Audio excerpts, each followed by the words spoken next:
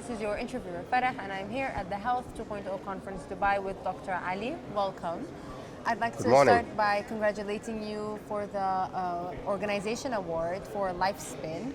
Could you tell us a little bit about Lifespin, and could you tell us about the vision of Lifespin? Yes. First of all, many thanks on behalf of the Lifespin team.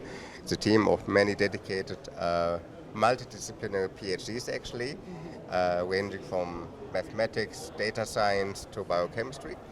And for us it's a great thing because having this recognition internationally is very important because we want to have this really available, accessible for as many people as possible. And could you tell us a little bit about the current stage and achievements of Lifespin? Yeah.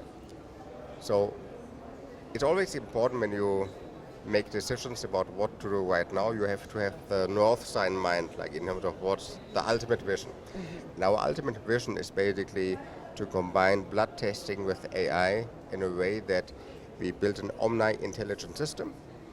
Basically, it's a software which can recognize all sort of health conditions, diseases for all age groups, right? And when we have set this objective, this moonshot vision, so to say, to build an omni-intelligent software, all decisions we make are based on how do we get closer to this vision. So our current achievements are reflecting this vision, which is right now that we have more than 700 diseases captured in our proprietary, highly curated company biobank.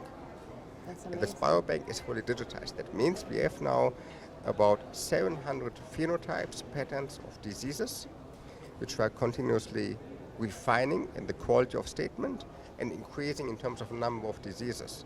And this is based on hundreds of thousands of patient profiles, which we have collected over the past couple of years in the context of clinical studies. And can you please share with us the regulatory aspects of Lifespin? Yes. Now our entire methodology is enabled by AI. It's basically based on AI neural networks, basically all the new stuff. Regulators in many countries are still accepting as new methods, new legitimate tools in medicine. So our approach is first of all to have it based on highest quality in the context of standard of care. So basically we are operating everything under ISO 13485, which is very important in the medical field to be recognized as a quality partner. Our devices are algorithms, so you cannot touch our devices, but you can use it, right? It's a virtual product in that sense, but it relies to let's say quality standards. As you know from IVDR regulation in Europe, for example, we're operating this under LDT, lab developed test. And lab developed test is something which is quite well accepted in many countries. Now many people are asking, but then what about your FDA, your US FDA, for example? Yeah. Now the US FDA is still struggling, I would say, to accept AI as a new universal tool set in medicine. That's a big problem actually. And other countries, I think, are more open, embracing AI as new tools, and you see in Asia quite a few countries which are more open to AI-based tools. And what is your market strategy? So we are based in Germany. We're basically from the same state where Audi and BMW are coming from. Brands everyone knows, exactly. But our product is basically software, so we can scale it globally as a software as a service over cloud solutions. These are and will be localized cloud solutions, also respecting each country's data privacy regulation. That's very important to be highly compliant. But basically any lab in the world which has the right type of instrumentation and internet access can use our software. That's the beauty of it. Now, where to start? I've did a thorough market search, and my conclusions are basically best starting points are private healthcare organizations, private health providers in the Asia Pacific region, because they have the biggest appetite, I would say, when it comes to new solutions, especially AI-based solutions. So basically market strategy is first to establish ourselves in the Asia-Pacific room. I think, also because of the extremely beneficial cost structure of our product, it's a great tool to address the global south, because part of the vision is to make precision medicine truly affordable, accessible. And if you look at today's health status, I would say more than half of the world population doesn't have access to any health infrastructure. And our method costs less than a pizza. So something which is really affordable, I think, for larger demographics worldwide. With that, addressing the global south first could be very interesting, not only from a, let's say, perspective of having better access to health information, but even to build sustainable businesses, which is enabled by the intrinsically low cost structure. And is there a certain region or a certain country, let's say, that you would like to start in, and why? So at present, we are now active basically in the entire, well, across the entire Asian continent. So basically, we have notable activities in the GCC region, for example, but then we have also notable activities in the Southeast Asia region, Hong Kong, to mention one of these hotspots. Hong Kong is a very interesting market. So basically, it's really addressing the entire continent.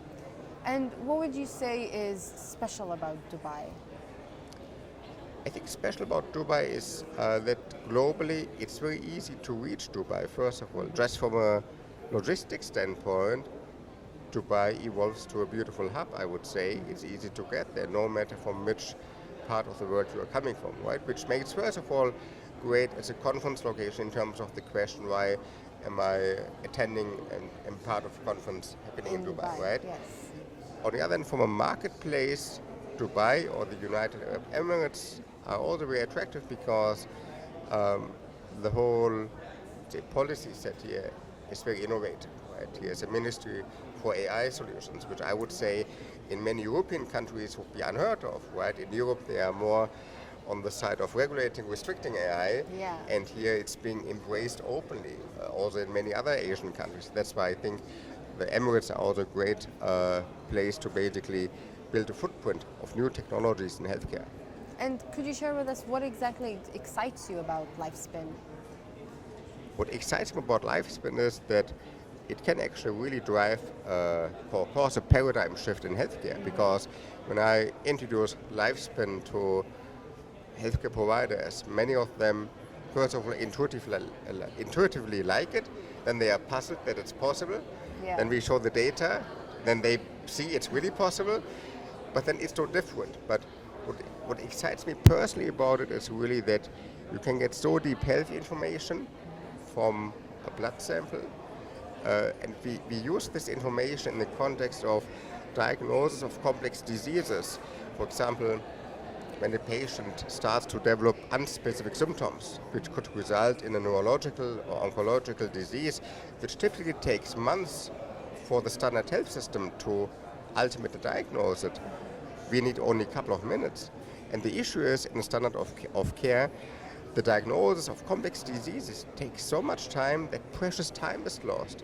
And you may even miss the time windows for treatment of diseases.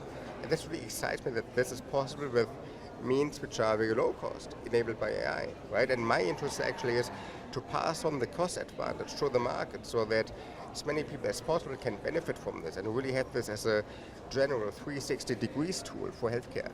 And for the people watching who are interested in this, how can they get a hold of you?